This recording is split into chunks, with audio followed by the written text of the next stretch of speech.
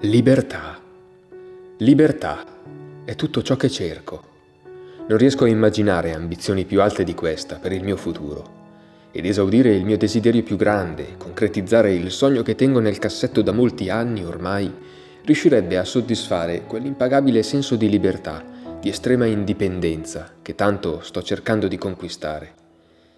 Già, ma qual è questo mio grande sogno? Prima di rispondere a questa domanda, ce n'è un'altra che ha fatto scoccare in me una scintilla. L'ha sottoposta al suo pubblico Giuseppe, il fondatore di Progetto Happiness, che è diventato uno dei pilastri fondamentali delle mie riflessioni più profonde legate al tema della felicità. Nel suo discorso, tenuto a uno degli eventi di TEDx a Bergamo nel 2021, ha concluso con una semplice domanda. Che donne e uomini aspirate ad essere? Non dico nulla di nuovo se a questa domanda rispondo dicendo che l'aggettivo con cui vorrei essere ricordato è viaggiatore. Pat, il viaggiatore.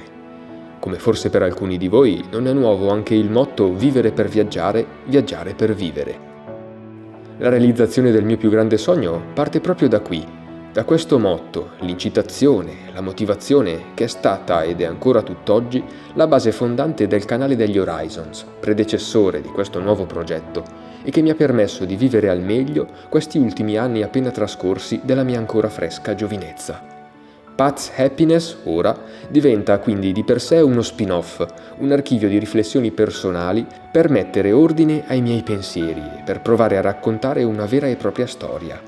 La mia storia. Un racconto che dalle viscere del mio passato cercherà di trarre insegnamenti da ogni dove, dai molti successi e dagli ancor di più fallimenti, nel tentativo di diventare a ogni passo in avanti quella versione migliore di me a cui continuo ad aspirare, senza sosta. Quel motto dice già tutto, e la mia più grande aspirazione è quella di poter esplorare il mondo e affrontare la vita con un animo da viaggiatore.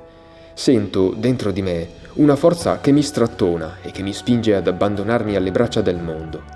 Vorrei che il mondo diventasse la mia casa, vorrei che l'ignoto fosse la mia unica preoccupazione.